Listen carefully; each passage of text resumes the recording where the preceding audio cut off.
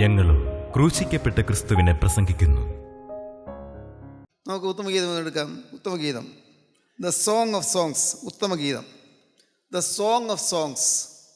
പാട്ടുകളുടെ പാട്ട്, പാട്ടുകളുടെ പാട്ടെന്നാണ് പറയുന്നത് ഉത്തമഗീതം, പാട്ടുകളുടെ പാട്ട്. ഈ ഉത്തമഗീതം എന്ന് പറയുന്ന പുസ്തകത്തിലെ ചർച്ചാ വിഷയവും പ്രമേയവും ഒന്ന് മാത്രം: ക്രിസ്തു മണവാളനും സഭ മണവാട്ടിയോ എന്നുള്ളത്. അത് ആലങ്കാരിക ഭാഷയിലാണ് പറഞ്ഞിരിക്കുന്നത്. നിങ്ങൾ അല്പം വിദ്യാഭ്യാസമുള്ളവർ മിസ്റ്റിസിസം എന്നൊക്കെ കേട്ട് കാണും.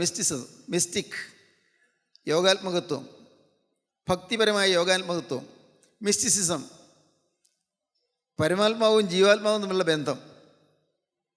പരമാത്മാവ് ദൈവം, ജീവാത്മാവ് മനുഷ്യൻ. പരമാത്മാവും ജീവാത്മാവും തമ്മിലുള്ള ബന്ധത്തെ ചിത്രീകരിക്കുന്നതാണ് മിസ്റ്റിസിസം. നമ്മുടെ മലയാള സാഹിത്യത്തിലും മിസ്റ്റിക് കവികൾ ഉണ്ടായിട്ടുണ്ട്. അനേകം മിസ്റ്റിക് കവിതകൾ വിദേശ ഭാഷകളിലെല്ലാം ഉണ്ടായിട്ടുണ്ട്. മിസ്റ്റിക് കവിത നമ്മുടെ ഹൈന്ദവ തത്വശാസ്ത്രത്തിൽ ശ്രീകൃഷ്ണൻ്റെ രാധ എന്ന് പറയുന്നത് പല പേരുകളുണ്ട്. രാധയും തമ്മിലുള്ള ബന്ധത്തെ ചിത്രീകരിക്കുന്ന ഹൈന്ദവ തത്വശാസ്ത്രത്തിലെ ഒരു ചിത്രീകരണമുണ്ട്. അത് ദൈവവും മനുഷ്യനും തമ്മിലുള്ള ബന്ധത്തെ ചിത്രീകരിക്കുന്നതാണ്. നമ്മൾ ഭഗവത്ഗീതയോ അല്ലെങ്കിൽ മഹാഭാരതമോ ഒക്കെ വായിക്കുമ്പോൾ അവിടെ നിന്ന് കാണുന്നത് ചില ഇങ്ങനെ ശ്രീകൃഷ്ണനെന്നോ ശ്രീരാമനെന്നോ അങ്ങനെയൊക്കെ കാണുന്നുണ്ടല്ലോ. എല്ലാം സിംബൽസാണ്. എന്ന് പറഞ്ഞാൽ എന്താ സിംബൽസ്? അതിനർത്ഥം ഒന്നേ ഉള്ളൂ. അതിൽ ദൈവവും മനുഷ്യനും തമ്മിലുള്ള ബന്ധത്തെ ചിത്രീകരിക്കുന്നു. ശ്രീകൃഷ്ണനും രാധയും തമ്മിലുള്ളതായ ബന്ധം, അത് അല്ലെങ്കിൽ ശ്രീരാമനും സീതയും തമ്മിലുള്ള ബന്ധം, അതെല്ലാം ചിത്രീകരിക്കുന്ന ആ കവിതാഭാഗങ്ങളെല്ലാം ശരിയായ രീതിയിൽ ശാസ്ത്രീയമായി പഠിച്ചാൽ, സാഹിത്യശാസ്ത്രപരമായി പഠിച്ചാൽ, അതെല്ലാം വാസ്തവത്തിൽ ഈശ്വരനും മനുഷ്യനും തമ്മിലുള്ളതായ ബന്ധത്തെ ചിത്രീകരിക്കുന്നു. ദൈവവും മനുഷ്യനും തമ്മിലുള്ളതായ ബന്ധം. ഉത്തമഗീതം അത് വാസ്തവത്തിൽ ക്രൈസ്തവരുടേത് മാത്രമല്ലത്, ക്രിസ്ത്യാനികളെന്ന് പറയുന്ന മനുഷ്യർക്ക് മാത്രമുള്ളതല്ല. ഉത്തമഗീതം അത് എല്ലാ ജാതി മതസ്ഥർക്കും അവരവരുടെ വിശ്വാസത്തിന് ഒത്തതുപോലെ മനസ്സിലാക്കാൻ പറ്റിയ ഒരു ഉത്തമമായ ഗ്രന്ഥമാണത്, പാട്ടുകളുടെ പാട്ട്. ഈ ശലോമോൻ 1005 പാട്ടുകൾ രചിച്ചു. 1005 പാട്ടുകൾ. അത് വേദപുസ്തകത്തിൽ തന്നെയുണ്ട്. രാജാക്കന്മാരുടെ 1-ാമത്തെ പുസ്തകം 4-ാം അധ്യായം 32-ാം വാക്യം വായിച്ചാൽ 1005 പാട്ടുകൾ രചിച്ചു എന്ന് കാണാം. ഈ 1005 പാട്ടുകളിൽ ഏറ്റവും മുന്തിയ പാട്ടാണ് ഈ ഉത്തമഗീതം. അപ്പോൾ ഇത് എഴുതിയത് ശലോമോനാണ്. ഞാൻ ആമുഖമായി ചില കാര്യങ്ങൾ ആദ്യം പറഞ്ഞു പോയതേ ഉള്ളൂ. ശലോമോനാണ് ഈ ഉത്തമഗീതം എഴുതിയത്.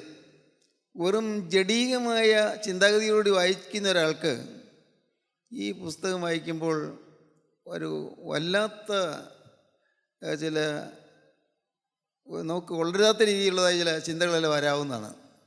പക്ഷേ ആദ്യം മനസ്സിലാക്കണം, ക്രിസ്തുവും സഭയും തമ്മിലുള്ള ബന്ധത്തെ മാത്രമാണ് ചിത്രീകരിക്കുന്നത് മനസ്സിലാക്കി കഴിഞ്ഞാൽ പിന്നെ നമുക്ക് അതിൻ്റെ ഉൾപ്പൊരുൾ മനസ്സിലാക്കാൻ സാധിക്കും. ദൈവത്തിന് സ്തോത്രം. ഞാൻ ഉത്തമഗീതത്തെക്കുറിച്ച് ഞാൻ കുറേ പഠിച്ചിട്ടുണ്ട്. പഠിച്ചു വെച്ചാൽ ഞാൻ വായിച്ചിട്ടുണ്ട്. അപ്പോഴെല്ലാം എനിക്ക് കിട്ടിയ ആ ഒരു പൊതുവായ അറിവ്, ഉത്തമഗീതം, പാട്ടുകളുടെ പാട്ട്, അത് എഴുതിയയാൾ ശലോമോൻ എന്നുള്ളതിനൊന്നുമല്ല പ്രാധാന്യം. ആ പാട്ടുകളുടെ പാട്ടിൽ ഒരേ ഒരു കാര്യം കാണിക്കുന്നുണ്ട്. ഒരു ഇടയനെ കാണിക്കുന്നുണ്ട്. ഒരു ഇടയൻ. ആ ഇടയൻ നല്ല ഇടയനാണ്. ആടുകൾ നോക്കി മലഞ്ചെരിയിൽ കൂടെ നടക്കുന്നൊരു ഇടയനാണ്. ആ ഇടയനും ഒരു ഗ്രാമീണ യുവതിയായ ശലോമിയും തമ്മിലുള്ളതായ സ്നേഹബന്ധം, ആ സ്നേഹബന്ധത്തെ തകർക്കാൻ ശലോമൻ രാജാവ് പ്രയത്നിക്കുന്നു. ശലോമൻ രാജാവ് ജഡീക മനുഷ്യനായിരുന്നു. ജ്ഞാനിയായിരുന്നു, പക്ഷെ ഒരു ജഡീക മനുഷ്യനായിരുന്നു, ആത്മീയനല്ലായിരുന്നു. അപ്പനായ ദാവീദിനെ പോലെ ഒരു ആത്മീയനായിരുന്നില്ല ശലോമൻ. ശലോമൻ രാജാവ് ഒരു ജഡീക മനുഷ്യനായിരുന്നു. ശലോമൻ രാജാവിൻ്റെ പേര് നാം വിശ്വാസികളുടെ പട്ടികയിൽ കാണുന്നില്ല. നിങ്ങൾ ശ്രദ്ധിച്ചിട്ടുണ്ടെങ്കിൽ കാണാം, ഇബ്രാഹിം ലേഖനം 11-ാം അധ്യായത്തിൽ ശലോമനെക്കുറിച്ച് പറയുന്നില്ല. ഇബ്രാഹിം ലേഖനം 11-ാം അധ്യായം പഴയ വിശുദ്ധന്മാരെക്കുറിച്ച് പറയുന്നതാണ്, പക്ഷേ അതിൽ ശലോമൻ്റെ പേരില്ല. ശലോമോൻ ഒരു ജഡീക മനുഷ്യനായിരുന്നു. ശലോമോൻ ഈ പാവപ്പെട്ട ഗ്രാമീണ കന്യകയെ സ്വന്തമാക്കാൻ അവൻ മോഹിച്ചു. അവൻ്റെ സ്വന്തം സ്വന്തം ഭാര്യയാക്കാൻ അവൻ ആഗ്രഹിച്ചു. അവൾ അതിന് വഴങ്ങിയില്ല. അവൻ്റെ പ്രലോഭനങ്ങളൊന്നും അവൾ അല്പം പോലും ഫലമേശിയില്ല. ഫലമോ, അവൾ നേരത്തെ തന്നെ വാക്ക് പറഞ്ഞിരുന്ന ഒരു ഇടയനുമായിട്ടുള്ള ബന്ധത്തിൽ നിന്ന് മാറാൻ അവൾ തയ്യാറല്ലായിരുന്നു. പ്രലോഭനങ്ങൾ വന്നു, പ്രേരണകൾ വന്നു, പലതരം പരീക്ഷണങ്ങൾ വന്നു. പക്ഷേ ശലോമോൻ്റെ പ്രലോഭനങ്ങൾക്കൊന്നിനും അവളുടെ മനം മാറ്റാൻ സാധിച്ചില്ല. ഈ പുസ്തകത്തിൻ്റെ പ്രമേയം അതാണ്, ഉത്തമഗീതങ്ങളുടെ പുസ്തകം. എന്താണ് ഇതിൻ്റെ അർത്ഥം? നമ്മുടെ ജീവിതത്തിൽ നാം ഒരിക്കലായി ക്രിസ്തുവിന് വേണ്ടി വിവാഹ നിശ്ചയം ചെയ്യപ്പെട്ടവരാണ്. നാം ഓരോരുത്തരും ക്രിസ്തുവിൻ്റെ മണവാട്ടിയാകാൻ വിളിക്കപ്പെട്ടവരാണ്. അന്ത്യനാളിൽ ക്രിസ്തുവിൻ്റെ രണ്ടാമത്തെ വരവിൽ നാം ക്രിസ്തുവിൻ്റെ അരിയിലേക്ക് ചെന്ന് ചേരണമെന്നാണ് കർത്താവ് ആഗ്രഹിക്കുന്നത്. നാം വിശുദ്ധരായി ജീവിച്ചാൽ, ക്രിസ്തുവിൻ്റെ ഹിതപ്രകാരം ജീവിച്ചാൽ തീർച്ചയായും നമുക്ക് ക്രിസ്തുവിൻ്റെ സന്നിധിയിലെത്താൻ സാധിക്കുകയും ചെയ്യും. കർത്താവ് രണ്ടാമത്തെ വരവിൽ പറന്നു വരുന്ന വിശുദ്ധന്മാരുടെ നിരയിൽ നമുക്ക് പറക്കാൻ സാധിക്കും. എന്നാൽ ഈ ക്രിസ്തുവിനുള്ളതായ ഏകാഗ്രത നഷ്ടപ്പെടുത്താൻ ശലോമോൻ പ്രവർത്തിക്കുന്നു, പിശാച് പ്രവർത്തിക്കുന്നു. ശലോമോൻ വാസ്തവത്തിലൂടെ ദുഷ്ടശക്തിയായി, ഛിദ്രശക്തിയായ പൈശാചികൻ്റെ ഒരു പ്രതിരൂപമാണ്, സിംബലാണ്. ശലോമോൻ ഈ കന്യകയെ വശീകരിക്കാൻ ശ്രമിക്കുന്നു. എന്നാൽ അവൾ ഒരു പ്രലോഭനത്തിനും വഴിപെടുന്നില്ല. ഏതെല്ലാം കാര്യങ്ങൾ പറഞ്ഞ് വർണ്ണിച്ച് കേൾപ്പിച്ചിട്ടും അവളുടെ മനസ്സ് മാറുന്നില്ല. ശലോമോൻ ഒരിക്കൽ തൻ്റെ രാജ്യത്തിലൂടെ ഇടയ്ക്കിടയ്ക്ക് സഞ്ചരിക്കാറുള്ളതുപോലെ സഞ്ചരിച്ചപ്പോൾ ഗ്രാമീണ കന്യകയെ കണ്ടുമുട്ടി. സുന്ദരിയായ യുവതി. ശലോമോൻ അവളെക്കുറിച്ച് അന്വേഷിച്ചു. അവളുടെ അപ്പനും അമ്മയും ഇല്ല. അമ്മ അവളെ ഒരു നാരകത്തിന് ചുവട്ടിൽ വെച്ച് ഒരു അനാഥയെപ്പോലെ പ്രസവിച്ച് അമ്മ മരിച്ച് കടന്നുപോയി. പിന്നെ ഉള്ളത് അവൾക്ക് ചില സഹോദരന്മാരാണ്. സഹോദരന്മാരുടെ പരിരക്ഷണയിൽ കഴിയുന്ന ഈ ശലോമി അവളെ കണ്ടപ്പോൾ ശലോമോന് അവളിൽ താല്പര്യം തോന്നി. ശലോമോൻ അവളെ സ്വന്തമാക്കാൻ ആഗ്രഹിച്ച് ആളയച്ചു. സഹോദരന്മാർ വലിയൊരു ഭാഗ്യം കിട്ടിയെന്നുള്ള സഹോദരന്മാർ കാണുന്നത്. നമ്മുടെ പെങ്ങളെ കൊട്ടാരത്തിലെ രാജ്ഞിയാക്കാൻ പോകുന്നു, എന്തൊരു മഹാഭാഗ്യം, കഷ്ടപ്പാട് തീരാൻ പോകുന്നു എന്നൊക്കെ അവർ ഓർത്തു. പക്ഷെ ശലോമി പറഞ്ഞു, ഇല്ല, നമ്മുടെ അടുത്ത് തന്നെയുള്ള ഒരു ഇടയ യുവാവുമായി നേരത്തെ തന്നെ ഞാൻ വാക്ക് പറഞ്ഞു പോയിരുന്നു, ഞാൻ ഉടമ്പടി ചെയ്തു പോയിരുന്നു. അതുകൊണ്ട് എൻ്റെ ആ തീരുമാനത്തിൽ നിന്ന് മാറാൻ നിർവാഹമില്ല. എന്തെല്ലാം തരത്തിൽ നിങ്ങൾ എന്നെ പ്രേരിപ്പിച്ചാലും ഞാൻ മാറുകയില്ല. ദൈവത്തിന് സ്തോത്രം. പ്രിയപ്പെട്ടവരെ, അവൾ പറയുന്ന വാക്കുകൾ സഹോദരന്മാർക്ക് ഇഷ്ടപ്പെട്ടില്ല. അവളെ കഠിനമായി ശകാരിച്ചു നോക്കി. അവസാനം അവളെ കൊടിയ വെയിലത്ത് നിർത്തി, മുന്തിരിത്തോട്ടം കാവലിനാക്കി കൊടിയ വെയിലത്ത് നിർത്തി. ഇതെല്ലാം ഈ പുസ്തകത്തിലുള്ള ഭാഗങ്ങൾ ഞാൻ അവിടെ നിന്ന് ഇവിടുന്നൊക്കെ പെറുക്കിയെടുത്ത് പറയുന്നതാണ്. അവളെ മുന്തിരിത്തോട്ടത്തിന് കാവലാക്കി. അവൾ പിന്നെ പറയുന്നുണ്ട്, എനിക്ക് ഇരുൾ നിറം പറ്റിപ്പോയി, എൻ്റെ നിറം പോയി, ഞാൻ കറുത്തിരുണ്ട് പോയി. വായിക്കാം, 1-ാം അധ്യായത്തിൽ തന്നെയുണ്ട്, എനിക്ക് ഇരുൾ നിറം പറ്റിയിരിക്കിയാലും, എനിക്ക് ഇരുൾ നിറം പറ്റിയിരിക്കിയാലും, ഞാൻ വെയിൽ കൊണ്ട് കറുത്തിരിക്കിയാലും എന്നെ തുറച്ചു നോക്കരുത്. നിങ്ങൾ ആശ്ചര്യപ്പെട്ട് നോക്കേണ്ട കാര്യമില്ല, എനിക്ക് ഇരുൾ നിറം പറ്റിപ്പോയി. കാരണം എൻ്റെ സഹോദരന്മാരോട് കോപിച്ചു. അടുത്ത വാക്യം, എൻ്റെ അമ്മയുടെ പുത്രന്മാർ എന്നോട് കോപിച്ചു, എൻ്റെ മുന്തിരിത്തോട്ടങ്ങൾക്ക് കാവലാക്കി. അവർക്ക് എന്നോട് കോപമായി. അവരുടെ അഭീഷ്ടത്തിനൊത്ത് ഞാൻ നിന്നില്ല. ശലോമോൻ്റെ രാജ്ഞിയാകാൻ ഞാൻ പോയില്ല, ഞാൻ തയ്യാറായില്ല. ഇതെന്തിനെയാണ് കാണിക്കുന്നത്? നമ്മുടെ ജീവിതത്തിൽ നാം എപ്പോഴും പൈശാചികൻ്റെ സാത്താന്യ ശക്തിയുടെ കൂടെ പോകാൻ പ്രേരിപ്പിക്കുന്ന ഒരു ദുർശക്തിയുണ്ട് നമ്മുടെ അടുത്ത് തന്നെ, നമ്മുടെ ഹൃദയത്തിൽ തന്നെയുണ്ട്. തിന്മയിലേക്ക് നമ്മെ വലിച്ചുകൊണ്ട് പോകുന്ന ശക്തിയുണ്ട്, അശുദ്ധിയിലേക്ക് നമ്മെ കൊണ്ടുപോകുന്ന ശക്തിയുണ്ട്. നാം ഓരോരുത്തരും നിങ്ങൾ ശരിയായി ഒരു പ്രാർത്ഥനാ ജീവിതം നയിക്കുന്നവരാണെങ്കിൽ നിങ്ങൾക്ക് നേരിട്ട് അറിയാൻ സാധിക്കും ദുഷ്ടനായ പൈശാചികൻ്റെ തന്ത്രങ്ങൾ നിങ്ങളുടെ മേൽ വരുന്നത്. പൈശാചികൻ നിങ്ങളെ പലവിധത്തിൽ കുരുക്കാൻ നോക്കുന്നത്, തെറ്റിൽ വീഴ്ത്താൻ നോക്കുന്നത്. നിങ്ങൾ കോപം വരുന്നത് എന്തുകൊണ്ടാണ്? ഈ ദുഷ്ടശക്തി നിങ്ങളെ വശീകരിക്കുന്നതുകൊണ്ടാണ്. പിശാചിൻ്റെ പണിയാണ്. നിങ്ങൾക്ക് വീട്ടിൽ വഴക്കുണ്ടാക്കുന്നത് കൊണ്ടാണ്. ഈ പിശാച് നിങ്ങളെ പലതരത്തിൽ നിങ്ങളെ വശീകരിച്ചുകൊണ്ട് പോകുന്നതുകൊണ്ടാണ്. നിങ്ങൾക്ക് കഷ്ടപ്പാടും ഞെരുക്കവും ദുരിതവും വരുന്നത് എന്തുകൊണ്ടാണ്? കർത്താവ് വരുത്തുന്നതല്ല, അത് ദുഷ്ടനായി പൈശാചികം വരുത്തുന്നതാണ്. ഈ ഒരു ദുരാത്മാക്കിൻ്റെ കൂട്ടം, സാത്താൻ്റെ പണിയാളുകൾ, സാത്താൻ്റെ കിങ്കരന്മാർ ഓരോ മനുഷ്യനെയും വീഴിക്കാൻ ശ്രമിച്ചുകൊണ്ടിരിക്കുകയാണ്. അവനുദ്ദേശം ഒന്നേ ഉള്ളൂ, ഈ മനുഷ്യനെ നമ്മളെ ബന്ധിച്ച് കൊണ്ടുപോയി നരകത്തിയിലേക്ക് കൊണ്ടുപോയി ആക്കുക, നരകത്തിൻ്റെ ഭീകരതയിലേക്ക് നമ്മെ കൊണ്ടുപോവുക. ഇതാണ് സാത്താൻ്റെ ഉദ്ദേശം. പക്ഷെ കർത്താവിൻ്റെ ഉദ്ദേശം നരകത്തിൻ്റെ ഭയാനകത്തിലേക്ക് പോകുന്നതിന് മുൻപ് നമ്മെ രക്ഷിച്ച് സ്വർഗത്തിന് അവകാശിയാക്കി തീർക്കുക എന്നുള്ളതാണ്. ഈ ഇടയനുമായി സ്നേഹബന്ധത്തിലായി എന്ന് പറയുന്നതിൻ്റെ അർത്ഥം എന്താണെന്ന് അറിയാമോ?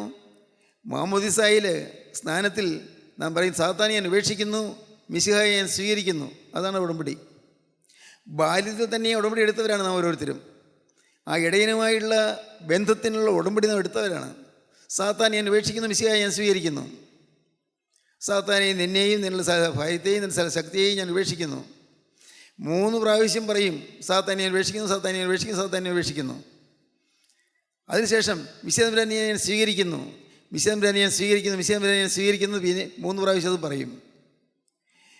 ആ ശിശുവിൻ്റെ ഇടത്തെ കയ്യിൽ പിടിച്ചുകൊണ്ട് പടിഞ്ഞാറോട്ട് തിരിഞ്ഞ് നിന്നുകൊണ്ട്, തലതൊടുന്നയാൾ, തലതൊട്ടപ്പനോ തലതൊട്ട് അമ്മയോ, പടിഞ്ഞാറോട്ട് തിരിഞ്ഞ് നിന്നുകൊണ്ട് സാത്താനെ ഉപേക്ഷിക്കുന്നതെന്ന് 3 വട്ടം പറഞ്ഞു കഴിഞ്ഞു.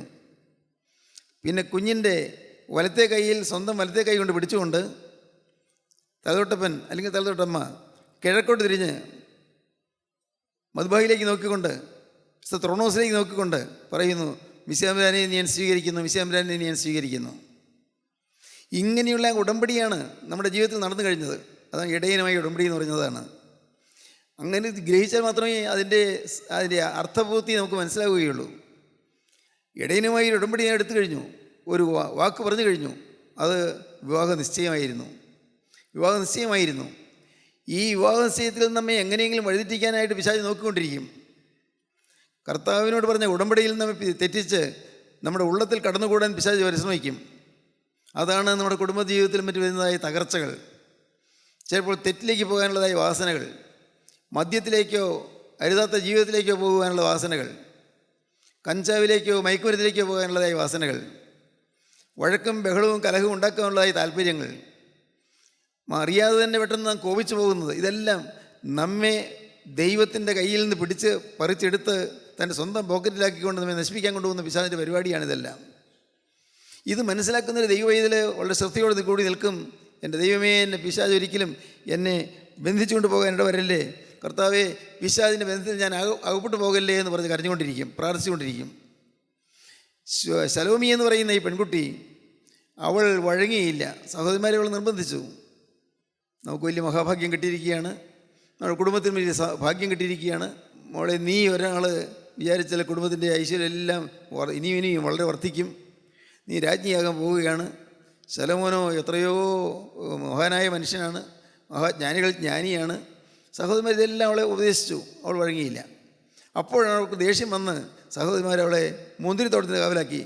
നിൻ്റെ സൗന്ദര്യം കൊണ്ടല്ലേ നീ ഇത്രയും അഹങ്കരിക്കുന്നത്, നിൻ്റെ ആരോഗ്യം കൊണ്ടല്ലേ നീ ഇത്രയും അഹങ്കരിക്കുന്നത്, നിൻ്റെ നിറത്തിൻ്റെ മേന്മ കൊണ്ടല്ലേ നീ ഞങ്ങളുടെ ആഗ്രഹങ്ങൾക്ക് വഴിപ്പെടാത്തത് എന്ന് പറഞ്ഞ് സഹോദരന്മാരവളെ മുന്തിരിത്തോട്ടം കാവലാക്കി.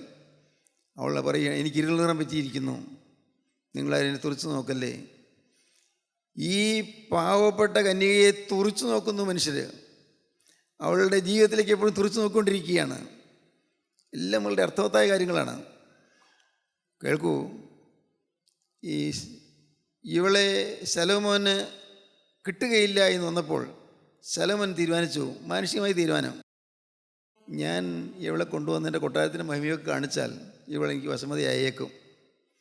അവൾക്കിപ്പോൾ ഒരു ഇടയൻ, വലിയ സമ്പത്തൊന്നും ഇല്ലാത്ത ഇടയൻ, ആടുകൾ നോക്കി നടക്കുന്ന ഇടയൻ, അവൻ്റെ കൂടെ ജീവിക്കുന്നതിനേക്കാൾ എത്രയോ ഭേദമാണ് രാജകൊട്ടാരത്തിൽ അരമനയിൽ പാർക്കുന്നത്.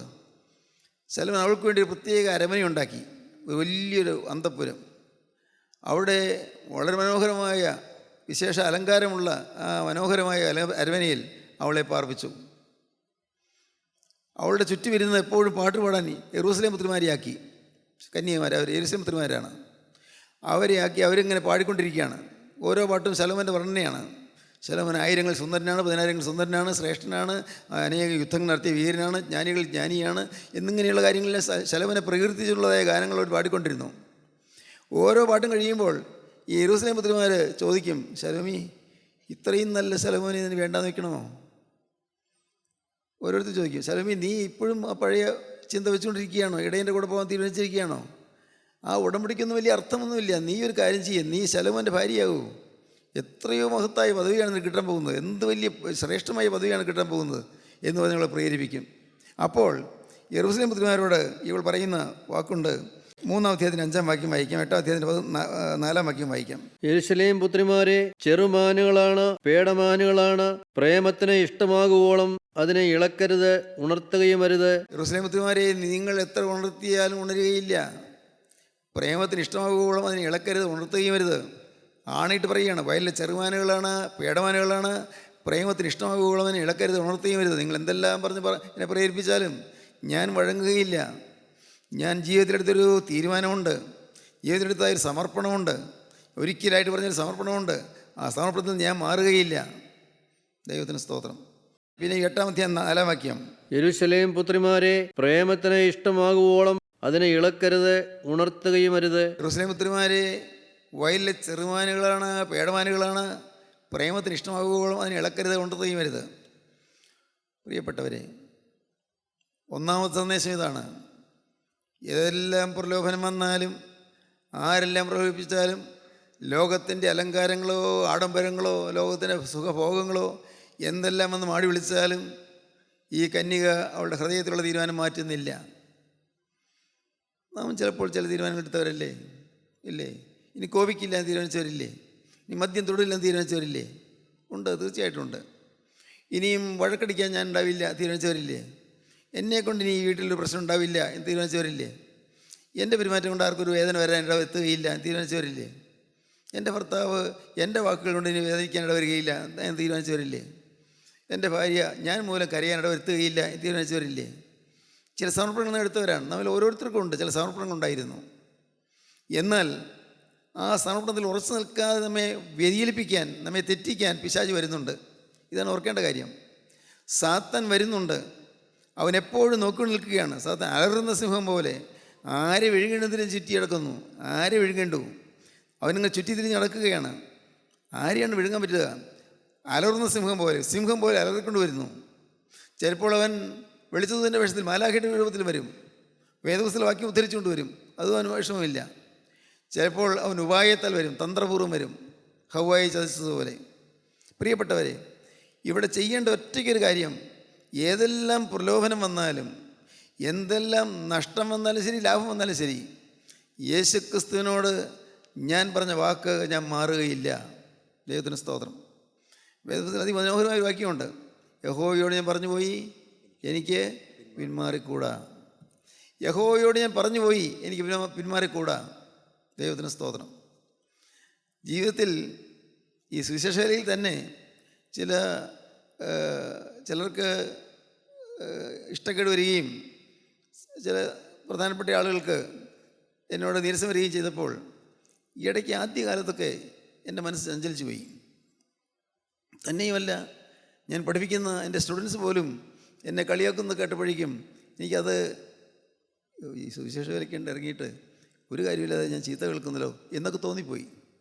ഒട്ടും ഇല്ലാത്ത കാര്യങ്ങളാണല്ലോ ഈ ഇവരൊക്കെ ധരിച്ചു വെച്ചിരിക്കുന്നതൊക്കെ. എനിക്ക് മനസ്സിലൊരു വിഷാദം വന്നു. ഒരു സമയം, വർഷങ്ങൾക്ക് മുമ്പാണ്. അപ്പം ഞാൻ മനസ്സിലാക്കി, ഇത് എൻ്റെ കർത്താവിനോട് പറഞ്ഞ ഉടമ്പടിയിൽ നിന്നെ തെറ്റിക്കാനുള്ള പിശാചിൻ്റെ പരിശ്രമമാണ്. ഈ അപമാനങ്ങളും ആക്ഷേപങ്ങളും പരിഹാസങ്ങളും ഒറ്റപ്പെടുത്തലുകളും കുറ്റപ്പെടുത്തലുകളും എല്ലാം എൻ്റെ യേശുവിനോടുള്ളതായ ഏകാഗ്രതയും നമ്മളുടെയും നശിപ്പിച്ച് കളയുവാൻ തക്കവണ്ണം പിശാച് ചെയ്യുന്ന കെണിയാണ് എന്ന് എനിക്ക് മനസ്സിലായി. അപ്പോൾ പിന്നെ ഞാൻ ഉണർന്നു. ദൈവത്തിന് സ്തോത്രം. ഈ പിശാചിൻ്റെ കെണിക്ക് ഞാൻ വിട്ടുകൊടുക്കുകയില്ല. ഞാൻ ദൈവത്തോട്, കർത്താവേ, ഞാൻ തോറ്റു കൊടുക്കുകയില്ല. പിശാചിൻ്റെ കെണിയിൽ ഞാൻ വീഴുകയില്ല. എന്ത് വന്നാലും ശരി കർത്താവേ, ആരെല്ലാം തെറ്റിദ്ധരിച്ചാലും ശരി, സഭയിൽ നിന്ന് ഏതെല്ലാം തരത്തിലുള്ളതായ ഭീഷണികൾ വന്നാലും ശരി, ഉന്നതന്മാരായ ആളുകൾ എന്നെ തെറ്റിദ്ധരിച്ചാലും ശരി, എൻ്റെ കർത്താവിനോട് പറഞ്ഞ വാക്കിൽ നിന്ന് ഞാൻ മാറുകയില്ല. സ്തോത്രം. എന്തെല്ലാം നഷ്ടപ്പെട്ടാലും ശരി, ഞാൻ എൻ്റെ യേശുവിൻ്റെ സ്നേഹത്തിൽ ഞാൻ മാറുകയില്ല എന്ന് കാതലായി ഒരു തീരുമാനമെടുക്കുന്ന കർത്താവ് എനിക്ക് ഭാഗ്യം തന്നു. അത് ദൈവത്തിൻ്റെ കൃപയാണ്. സ്തോത്രം. പ്രിയപ്പെട്ടവരെ, നിങ്ങൾ കേൾക്കേണ്ട പ്രധാനപ്പെട്ട കാര്യം ഇതാണ്. നിങ്ങളുടെ ജീവിതത്തിൽ നിങ്ങൾ തീരുമാനം എടുത്തിട്ടുണ്ടെങ്കിൽ ആ തീരുമാനം വിട്ടു കളയരുത്. ക്രിസ്തുവിനോട് ചേരുവാൻ നിങ്ങൾ തീരുമാനം എടുത്തിട്ടുണ്ടെങ്കിൽ എന്തെല്ലാം പ്രലോഭനങ്ങൾ വന്നാലും നിങ്ങൾ മുന്നോട്ട് മാറരുത്. ആരെല്ലാം നിങ്ങൾക്ക് എന്തെല്ലാം പ്രതിഫലങ്ങൾ തരാമെന്ന് പറഞ്ഞാലും എന്തെല്ലാം വാഗ്ദാനങ്ങൾ തന്നാലും നിങ്ങൾ പിന്മാറരുത്. ദൈവത്തിന് സ്തോത്രം. ദൈവത്തിന് വലിയ നാമം മുഹൂർത്തപ്പെടട്ടെ. പ്രിയപ്പെട്ടവരെ, അറ്റ് എനി കോസ്റ്റ് എന്തു വന്നാലും ശരി എൻ്റെ യേശുവിനെ ഞാൻ വിടുകയില്ല. യേശു തന്നായ പ്രമാണങ്ങളെ ഞാൻ വിടുകയില്ല. നിങ്ങളോട് എനിക്കതാ പറയാനുള്ളത്. നിങ്ങൾ സഭയൊന്നും മാറണ്ട, ഒരു സഭയും മാറണ്ട. നിങ്ങൾ പെന്തിക്കോസ്തിലാണോ? അവിടെ നിൽക്കുമോ? അതായും പറയുന്നു. നിങ്ങൾ എവിടെയാണോ? അല്ല, മാർത്തോമ സഭയിലാണോ? അവിടെ നിൽക്കുമോ? CS സഭയിലാണോ? അവിടെ നിൽക്കുമോ? ഏത് സഭയിലാണോ അവിടെ വിട്ടു മാറിയിട്ടൊരു ഒരു പ്രത്യേക പ്രയോജനമില്ല. നിങ്ങൾ നിൽക്കുന്നിടത്ത് നിന്ന് അവിടെ ഒരു വിളക്കായി നിൽക്കൂ. നിങ്ങൾ എവിടെ നിൽക്കുന്നോ അവിടെ ഒരു ദീപമായി നിങ്ങൾ ശോഭിക്കൂ. ദൈവത്തിന് സ്തോത്രം. യഹോവയോട് ഞാൻ പറഞ്ഞുപോയി, എനിക്ക് പെരുമാറിക്കൂടാ എന്നുള്ള ഉറച്ച ബോധ്യം നിങ്ങൾക്കുണ്ടായിരിക്കണം. ദൈവത്തോട് ഞാൻ പറഞ്ഞുപോയി, ഒരിക്കലായിട്ട് ഞാൻ വാക്ക് പറഞ്ഞുപോയി. എൻ്റെ യേശുവിനോട് ഞാൻ വാക്ക് പറഞ്ഞുപോയി, ഞാൻ നിൻ്റെ ഒരു വിശുദ്ധനായി നിൽക്കുമെന്നാണ് പറഞ്ഞ വാക്ക്. ഹല്ലേലൂയ, ദൈവത്തിന് സ്തോത്രം. ഞാൻ നിൻ്റെ ഒരു വിശുദ്ധനായി നിൽക്കുമെന്ന് ദൈവത്തോട് വാക്ക് പറഞ്ഞു. എത്രയോ വർഷങ്ങളായി കർത്താവേ. ഓരോ ദിവസം കഴിയുന്നതോറും ഇങ്ങനെ കർത്താവ് എന്നെ ചെത്തി വെടിപ്പാക്കിക്കൊണ്ടിരിക്കുകയാണ്. കഴുകി വെടിപ്പാക്കിക്കൊണ്ടിരിക്കുകയാണ്. തീർന്നില്ല. ഞാൻ ഓൾറൈറ്റ് ആയില്ല, ഞാൻ പെർഫെക്റ്റ് ആയില്ല, എനിക്കറിയാം. പക്ഷേ കർത്താവ് എന്നെ പെർഫെക്റ്റ് ആക്കാൻ അധ്വാനിച്ചു കൊണ്ടിരിക്കുകയാണെന്ന് എനിക്കറിയാം. കർത്താവിൻ്റെ പ്രിയ മണവട്ടിയാക്കാൻ അവിടെ തന്നെ ഒരുക്കിക്കൊണ്ടിരിക്കുകയാണെന്ന് എനിക്കറിയാം. സ്തോത്രം. നല്ല കെട്ടുറപ്പോടെയാണ് ഞാനിത് പറയുന്നത്. ദൈവത്തിന് സ്തോത്രം. ഇന്നത് കേൾക്കുമ്പോൾ നിങ്ങൾ തീരുമാനിക്കണം, കർത്താവേ, യഹോവയോട് ഞാൻ പറഞ്ഞുപോയി, എനിക്ക് പെരുമാറിക്കൂടാ. ഞാനൊരു വാക്ക് കൊടുത്തുപോയി, എനിക്ക് പെരുമാറിക്കൂടാ. ഇതുവരെയും അങ്ങനെ ഒരു വാക്ക് കൊടുത്തിട്ടില്ലാത്തവരാരെങ്കിലും ഉണ്ടോ ഇവിടെ? ജീവിതത്തിൽ തീരുമാനം എടുക്കാൻ. ഞാൻ മാമോദിസയായ മനുഷ്യനാണ്. പക്ഷേ 17ാമത്തെ വയസ്സിൽ വചനം കേട്ടപ്പോൾ ഞാൻ എന്നെ തന്നെ കർത്താവിൻ്റെ കരങ്ങളിലേക്ക് സമർപ്പിച്ചു. നിങ്ങളങ്ങനെ സമർപ്പണം എടുത്തിട്ടുണ്ടോ? എന്നെങ്കിലും ഈ ജീവിതം യേശുവിന് മാത്രം, ഇത് വേറെ ആർക്കും യാതൊരു കാര്യവുമില്ല. ഇത് എൻ്റെ യേശുവിന് മാത്രമായി ഞാൻ ഇതാ നിവേദിച്ചിരിക്കുന്നു. ദൈവത്തിന് സ്തോത്രം.